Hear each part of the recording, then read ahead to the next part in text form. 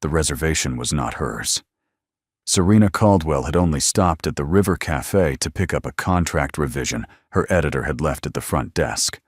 A 5-minute errand. She had told herself she would be home before Lily finished her homework. She never made it past the entrance. The moment the door opened, warm air wrapped around her. Candlelight. Low jazz. The smell of good wine and something roasted and rich. The River Cafe was beautiful on winter nights. Through the tall windows, the entire Manhattan skyline reflected off the dark water below, still and silver, like the city was holding its breath.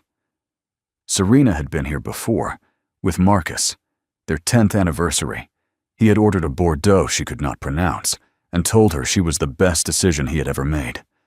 She remembered that now, because Marcus was sitting at table 12, corner booth, soft amber candlelight, and his fingers were laced through another woman's hand across the white tablecloth. Not a handshake, not a friendly touch, slow, deliberate, intimate. The woman was younger, dark hair, red dress. She leaned toward Marcus and said something close to his face, and Marcus laughed, that quiet, private laugh Serena had not heard in years. Serena stood completely still for 11 seconds. She counted them without meaning to. 1, 2. The jazz kept playing. 3, 4. A waiter moved past without noticing her. 5, 6. The woman in the red dress laughed again. 7, 8.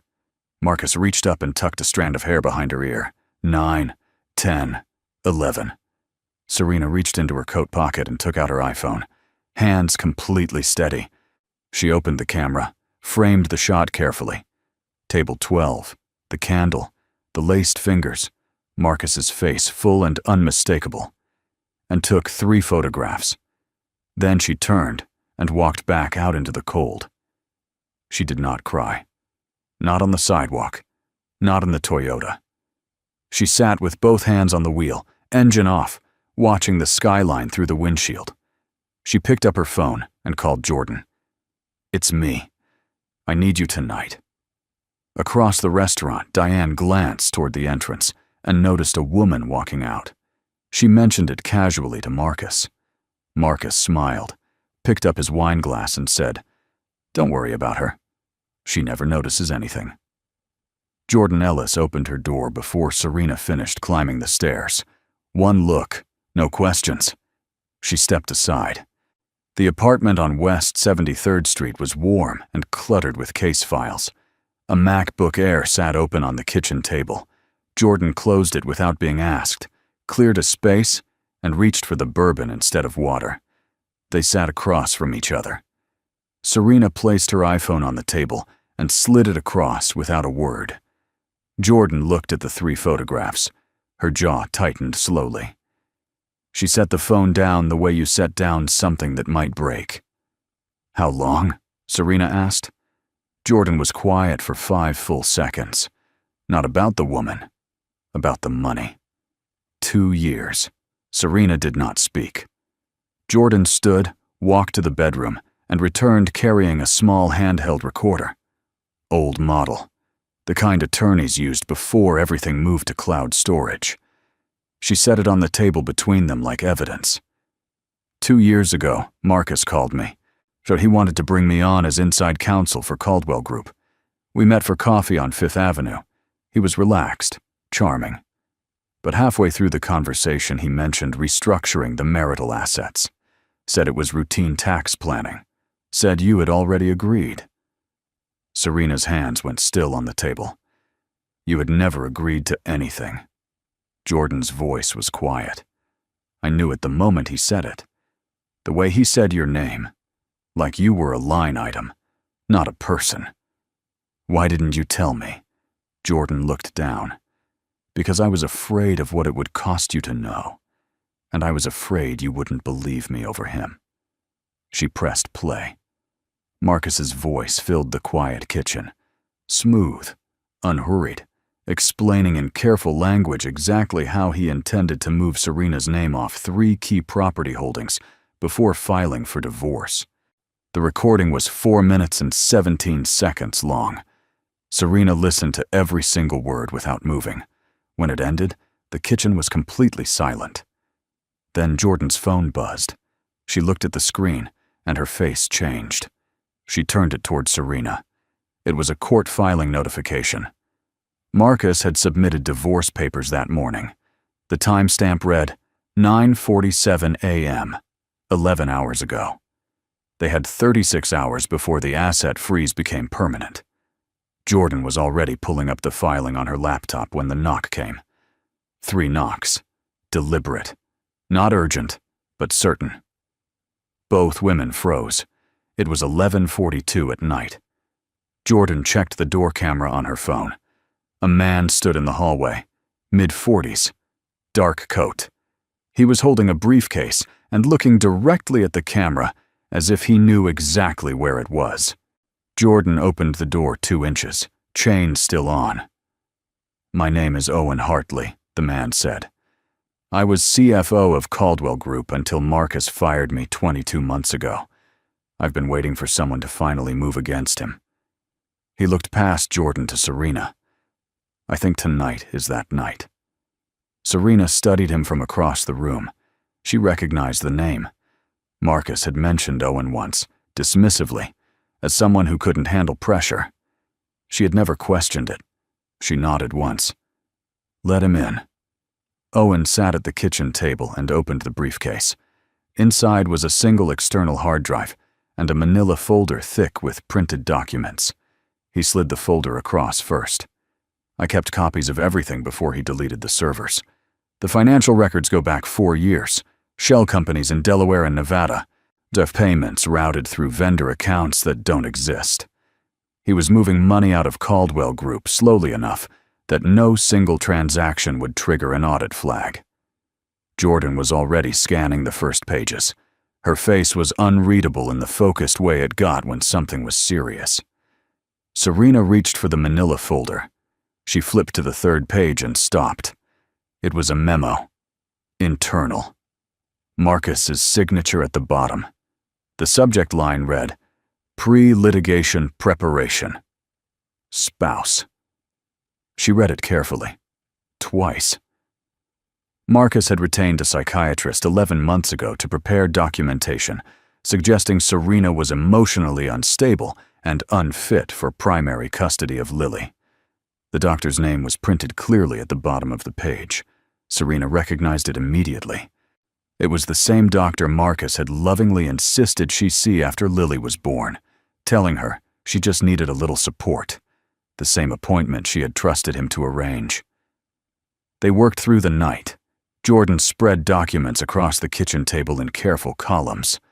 Owen walked them through the financial trail, page by page, transaction by transaction.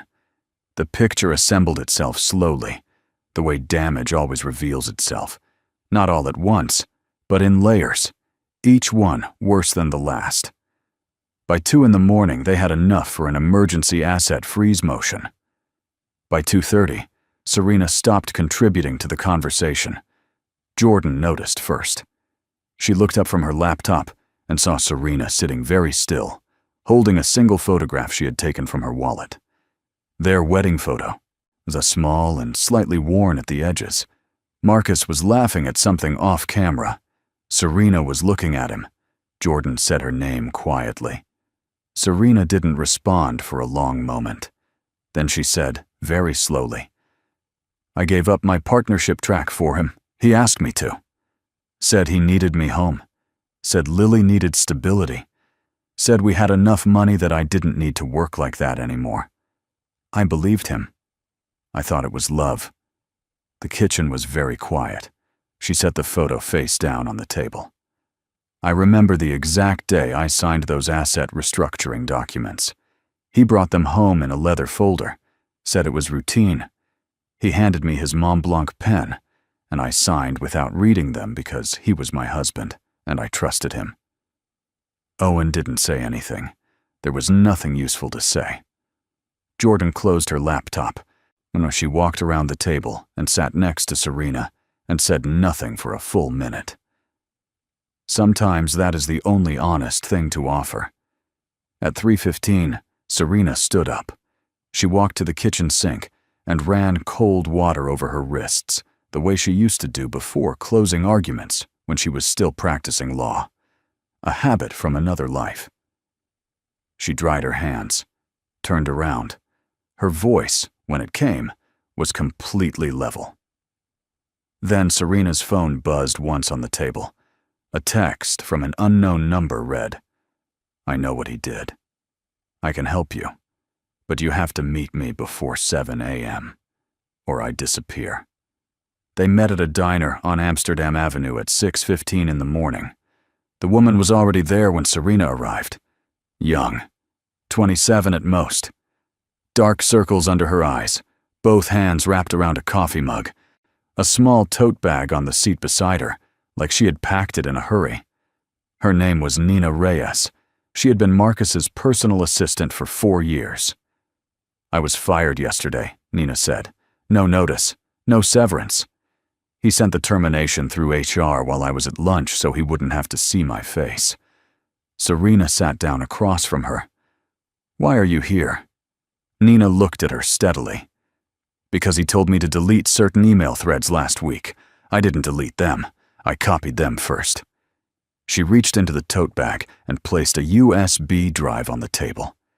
"I kept my mouth closed for 4 years because I needed the job. I have student loans. I have a mother who is sick. I told myself it wasn't my business." Nina paused. "Then yesterday he fired me by email, like I was nothing. And I thought, if I stay quiet now, I am nothing." Serena picked up the USB drive. "What's on this?" "Everything." Nina's voice was steady now. 2 years of emails between Marcus and his attorney planning the divorce, the custody strategy, the psychiatric documentation they commissioned, the financial restructuring timeline. Jordan, sitting beside Serena, leaned forward. "Is there anything on here beyond what we already have?" Nina looked at Jordan, then back at Serena. "There is one email you need to read before anything else." She reached over and turned the USB drive over in Serena's hand. In that email, Marcus wrote to his attorney in plain language. "If the asset strategy fails, shift focus to the child. Make the court believe she is an unfit mother. Use whatever is necessary." Serena set the USB drive down very carefully on the table.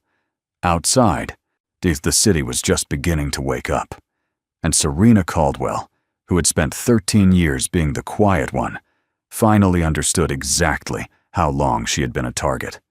Marcus moved first. Serena was at home Thursday afternoon, helping Lily with a school project about the solar system, when her phone rang. It was the principal's office at Lily's school on the Upper West Side. "Mrs. Caldwell, we received a call this morning from someone expressing concern about your home situation. We are required to follow up." Serena kept her voice even. "What kind of concern?" The caller suggested you had been experiencing emotional instability, that Lily's well-being may be affected.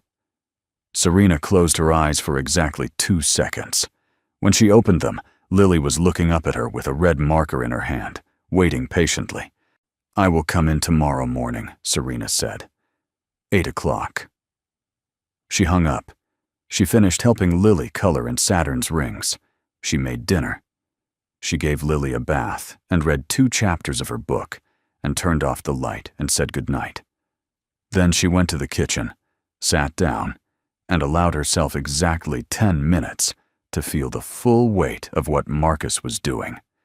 He was not just trying to take her money. He was trying to take her daughter. The next morning, Serena sat across from the principal in a small office that smelled like coffee and old carpet. She listened to the concerns carefully. She answered every question with the calm precision of someone who had once argued before judges. When it was over, the principal handed her a printed intake form. "Standard procedure," she said apologetically. "We document the source of all anonymous concerns." Serena looked at the form. The anonymous tip had been submitted through an online contact portal, but the submission's associated email domain was visible at the bottom of the printout. It ended in caldwellgroup.com. Serena folded the paper neatly and placed it in her bag. She called Jordan from the parking lot. He used his company email domain. "I have it in writing." Jordan's voice went sharp and quiet. "That is witness tampering with intent. That changes everything." That afternoon, Serena picked up Lily from school, held her daughter's hand on the sidewalk, and thought, "He just gave me the one thing I was still missing." Serena made spaghetti for dinner because it was Lily's favorite. They sat at the kitchen table together, and Lily talked about school, about her best friend's new puppy, or about wanting to learn how to do a cartwheel. Normal things. Small things. The kind of conversation that holds a life together when everything underneath it is cracking. After dinner, while Serena washed dishes, Lily sat on the counter the way she always did, kicking her feet against the cabinet. "Mama," she said, "can I ask you something?" "Of course." "Why does Daddy talk on the phone in the bathroom with the door locked? He always comes out smiling but then acts normal again, really fast." Serena kept washing the same plate she had already washed. She kept her voice gentle. "Does he do that a lot?" Lily thought about it. "Yeah, especially on Fridays." A pause. Then Lily added, in the uncomplicated way children deliver the things that break adults. "One time when Daddy took me to his office after school, there was a lady there with dark hair. She bought me ice cream from the cart outside. She was really nice. She told me she was going to be around a lot more soon. She said it was a happy surprise for our family." Lily looked at her hands. "Daddy said not to tell you because it was a special secret, and secrets make surprises better." The water was still running. Serena turned it off. She set the dish down. She turned around and looked at her daughter. 9 years old, completely innocent, holding information she had been asked to hide because an adult told her it was a game. She walked to Lily and held her, tight and long. "You did absolutely nothing wrong," she said into her daughter's hair. "Nothing. Do you understand me? You're so brave for telling Mama." Lily hugged her back, not fully understanding but sensing something important had just happened. After Lily was in bed, Serena picked up her phone and typed a message to Jordan. 3 words. "Use everything. Send." Jordan filed at 7:15 the next morning. Emergency motion for temporary asset freeze. Full financial disclosure demand. Custody protection order, citing documented interference with the child's school. The anonymous tip submitted from a Caldwell Group email domain was attached as Exhibit A. Nina's USB drive contents were filed under seal as Exhibit B. Owen submitted the financial fraud evidence package to the FBI field office in Lower Manhattan at 8 o'clock.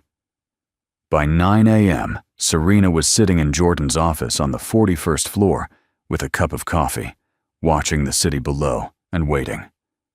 She did not have to wait long. At 10:15, Jordan's paralegal knocked and entered. She placed a printed news alert on the desk without a word. Wall Street Journal breaking news. Caldwell Group under federal investigation for financial fraud. Sources cite internal documents and a former executive witness. Jordan read it, then looked at Serena. It moved faster than I expected. Serena said nothing.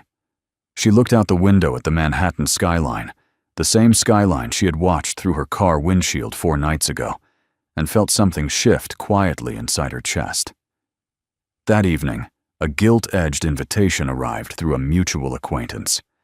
Marcus was hosting a dinner at the Ritz-Carlton that night, a business gathering, carefully curated guest list, the kind of event Marcus organized when he needed to control a narrative before it controlled him. Serena read the invitation twice. She understood immediately what it was. Marcus did not yet know the full scale of what had been filed. He thought he could still shape the story. He thought a room full of allies and a polished performance would establish him as the calm, reasonable party in a routine divorce. He did not know she had been invited too, through a colleague who had no idea what was happening between them. Serena set the invitation on the desk. She reached for her coat and said quietly to Jordan, "I think I will go to dinner tonight." The ballroom on the 4th floor of the Ritz-Carlton was warm and gold-lit, filled with the kind of quiet confidence that comes with serious money.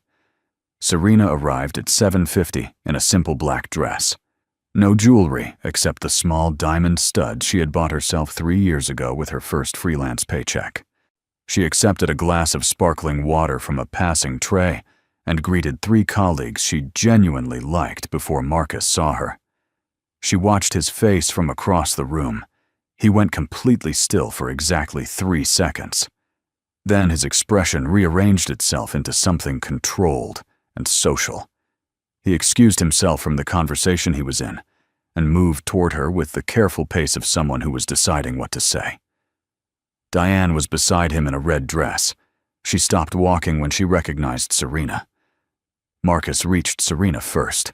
His voice was low and measured. "I didn't expect to see you here." "I was invited," Serena said pleasantly. "The same as everyone else." A beat of silence. Around them, the event continued. Glasses clinked. Someone laughed across the room. The Manhattan skyline glittered through the tall windows. So Marcus was about to speak again when every phone in the room buzzed simultaneously. The sound was unmistakable, the particular collective vibration of a news alert reaching an entire room of people who follow financial media. Serena watched it happen in real time. The small hesitations, the glances downward, the expressions shifting as people read. One man across the room looked up at Marcus with an expression that was not friendly. Marcus reached for his own phone. His jaw tightened as he read. He looked up at Serena. She held his gaze without expression. Then she set her water glass down gently on a nearby table and said, quietly enough that only he could hear, "I didn't say a single word that night at the River Cafe." She picked up her coat from the chair beside her, but the numbers said everything. By Friday morning, Marcus Caldwell's name was on the front page of every financial publication in New York. The Wall Street Journal ran a detailed breakdown of the shell company structure. Bloomberg followed with a piece on Caldwell Group's stock decline, 41% by midday. The New York Post ran a photograph of Marcus leaving his Park Avenue office building with his collar up, which made everything worse. Serena did not read the articles. She had Lily's school concert that morning, and she sat in the third row and watched her daughter sing off-key with complete confidence, and she thought about nothing else for 45 minutes. That was the best 45 minutes she had experienced in years. Marcus, meanwhile, was trying to reach people who had stopped answering. His primary lender called at 9 a.m. to discuss exposure, but 2 board members resigned by email before noon. His PR firm sent a message saying they needed to pause the relationship pending developments. He called Diane at 11:15. She did not answer. He called again at 11:30. Voicemail. At 12:02, a text came through from Diane's number. It was short. "Marcus, I need you to know I'm stepping back from everything for now. I think it's better for both of us. I wish you well." He called back immediately. The line rang 4 times and then gave him a new message. "The number you have dialed is no longer accepting calls from this contact." She had blocked him. Marcus sat alone in his Park Avenue office with the door closed. Outside, his assistant's desk was empty. Nina was gone. His lead attorney had sent a brief email that morning, citing a conflict of interest, effective immediately, so the office was very quiet. He stood at the window and looked out at the Manhattan skyline, the same view he had stood at 1,000 times feeling untouchable. The city looked exactly the same. He was the only thing in it that had changed. The hearing was held in a wood-paneled room on the 4th floor of Manhattan Family Court on a Tuesday morning in February. Marcus arrived with 2 attorneys from a firm he had hired the previous week after his original lawyer withdrew. They were competent and expensive, and they came in with the particular energy of people who had been given a difficult assignment on short notice. Jordan sat beside Serena at the opposing table. Owen sat in the gallery as a named witness. Nina was in the hallway, waiting. Marcus's legal team moved quickly. They filed a motion to dismiss Jordan's emergency asset freeze on procedural grounds. They submitted the psychiatric documentation, the report Marcus had commissioned 11 months earlier, and argued that Serena's judgment was compromised and her fitness as primary custodian was in question. They were methodical. They were prepared. They spoke for 22 minutes. When they finished, Serena stood up. She did not use notes. She began with the asset restructuring, walking the court through every transaction by date, account name, and routed amount. She cited the Delaware Shell Company registrations by filing number. She referenced the Nevada account transfers by calendar quarter. She cross-referenced the timing against Marcus's travel records, which she had memorized from 13 years of coordinating his schedule. The judge asked her to slow down twice so the court reporter could keep up. Then Serena addressed the psychiatric documentation. She named the doctor. She outlined the timeline, the initial appointment Marcus had arranged for her postpartum, the gap of 8 years, the sudden re-engagement 11 months ago just as Marcus's attorneys began drafting the divorce strategy. She noted that the report had been commissioned and paid for by Caldwell Group, not by any independent medical referral. The room was very quiet. Marcus's lead attorney started to object. The judge held up one hand without looking away from Serena. Let her finish. The door at the back of the courtroom opened. Nina Reyes walked in carrying a USB drive and asked the clerk if she was still in time to request recognition as a supplemental witness. The judge granted Nina 10 minutes. She took 7.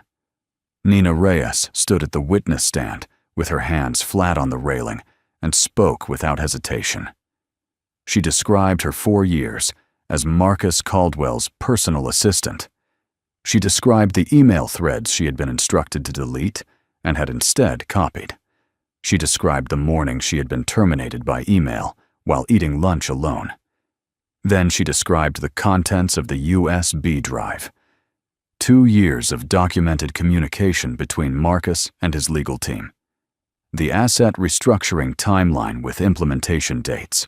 The custody strategy document that listed Serena's perceived vulnerabilities in bullet points.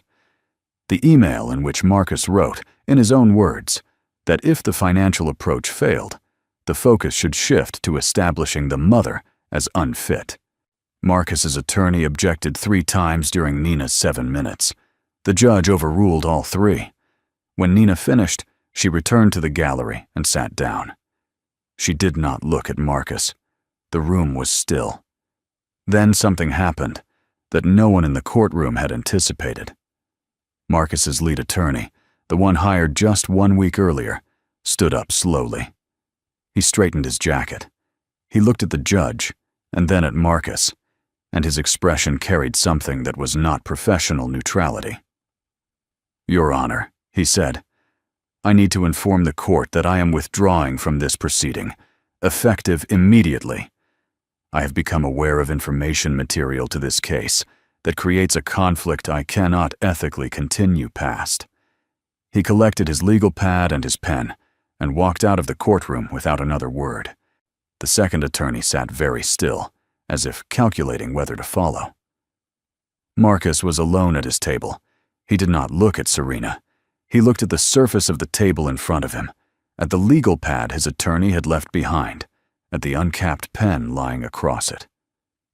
Serena looked at him once. For the first time in 13 years, there was no one left in the room who was on his side. The judge delivered her findings the following Thursday.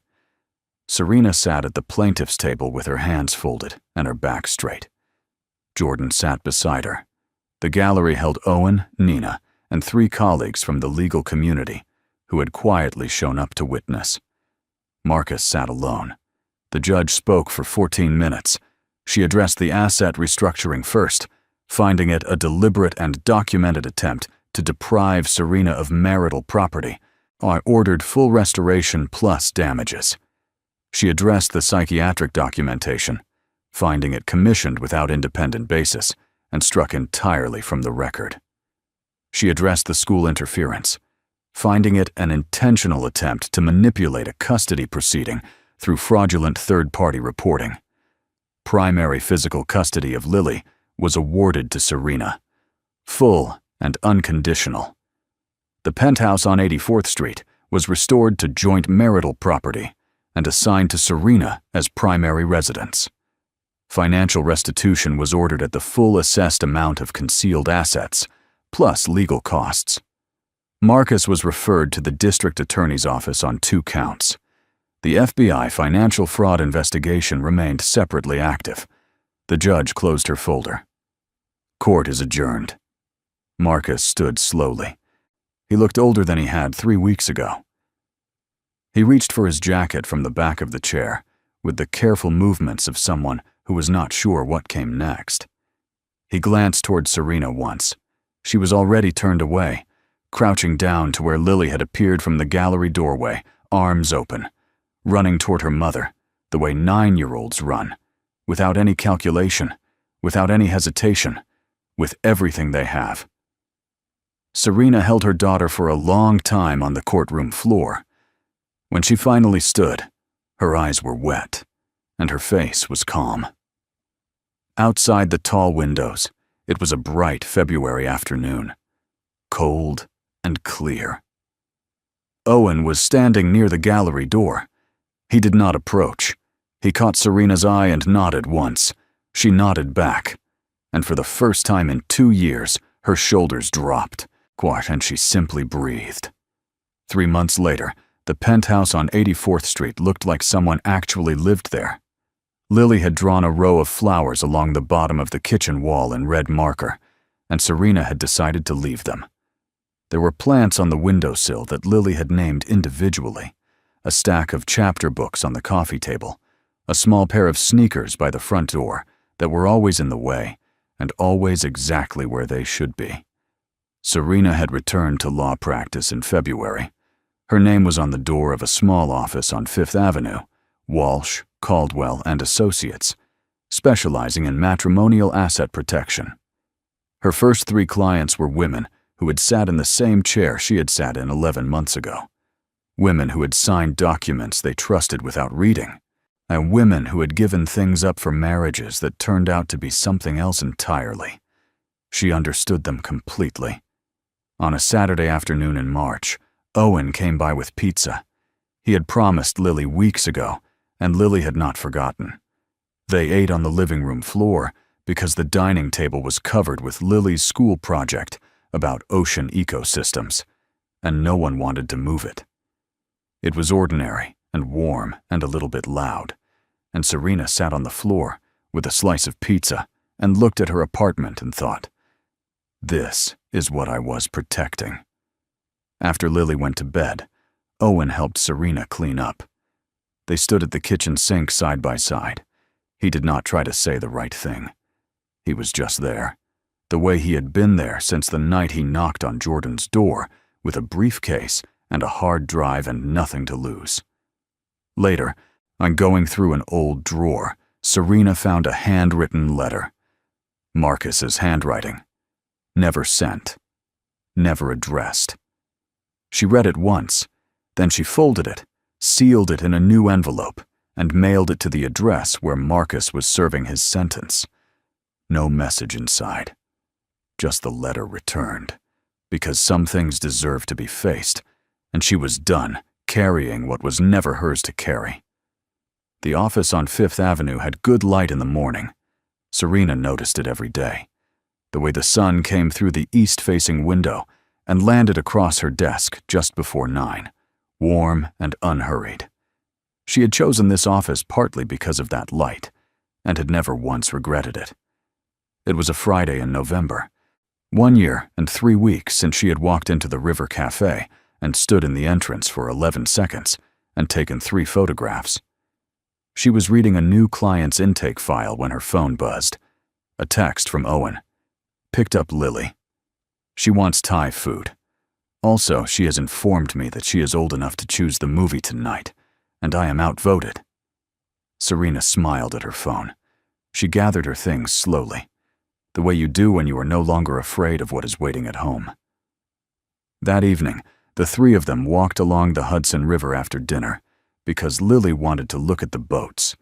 It was cold enough to see breath. Lily ran ahead the way she always did, coat unzipped despite everything, arms out. Owen and Serena walked beside each other. Their hands had been finding each other on walks like this for the past 2 months. Quietly, without announcement. He stopped walking. She stopped too. He turned toward her, and his expression was the same one she had seen across a courtroom gallery, steady and certain and entirely without performance. "I want to do this right," he said. "With you, with Lily, if you want that too." Before Serena could answer, Lily came running back from the railing, slightly out of breath. She looked at Owen, then at her mother, then back at Owen. "Is this the part where you ask Mama something important?" Owen looked at her seriously. "I think it might be." Lily considered this. Then, "I already decided yes, just so you know." Serena laughed for the first time in what felt like a very long time. Real laughter. Unguarded. She looked at Owen and said, "Yes." The Hudson moved quietly below them. The city blazed behind them. And Serena Caldwell, who had once stood alone in the cold outside a restaurant with everything falling apart, stood now with her daughter's hand in hers and a future that was entirely, finally, her own. The woman who said nothing that night turned out to be the one who had everything left to say, and she spent the rest of her life saying it on her own terms. And that is where Serena's story ends. But if you are still here right now, and I mean truly still here, not just letting the video play in the background, then something in this story touched you. Maybe it was Serena's silence in that restaurant. Maybe it was Lily holding her mother's hand. Maybe it was simply the feeling of watching someone lose everything and slowly, quietly, find something better. Marcus Aurelius once wrote, "The impediment to action advances action. What stands in the way becomes the way." Serena did not fight loudly. She did not beg, argue, or perform her pain for anyone. She let the obstacle itself become her path forward. That is not weakness. That is one of the most difficult forms of strength a person can carry. And here is what I want to leave with you today. The people who betray us often count on our silence to protect them. But sometimes, the most powerful thing you can do is choose carefully when to speak, and let everything else speak for you. If this story meant something to you, please take 2 seconds and hit that like button. Share it with someone who needs to hear that starting over is not losing, it is arriving. And subscribe if you want more stories like this one. There is another one coming that I think is going to stay with you for a long time. We will see you there. This story is a work of fiction created for entertainment and emotional storytelling purposes. All characters, names, locations, events, and situations portrayed in this video are entirely fictional and do not represent any real person, living or deceased. Any resemblance to actual individuals, relationships, or events is purely coincidental. The restaurants, addresses, companies, and institutions mentioned throughout this story, including the River Cafe, Caldwell Group, and all associated locations, are used as fictional settings only and are not intended to represent the actual businesses or organizations by those names in any factual capacity. This video does not claim to document real events. It is a dramatic narrative crafted to explore themes of resilience, betrayal, healing, and the quiet strength of ordinary people facing extraordinary circumstances. All emotional, legal, and financial situations depicted are dramatized for storytelling purposes and should not be taken as legal, psychological, or financial advice. We believe in honest, transparent content. Thank you for watching with that understanding, and for trusting us with your time.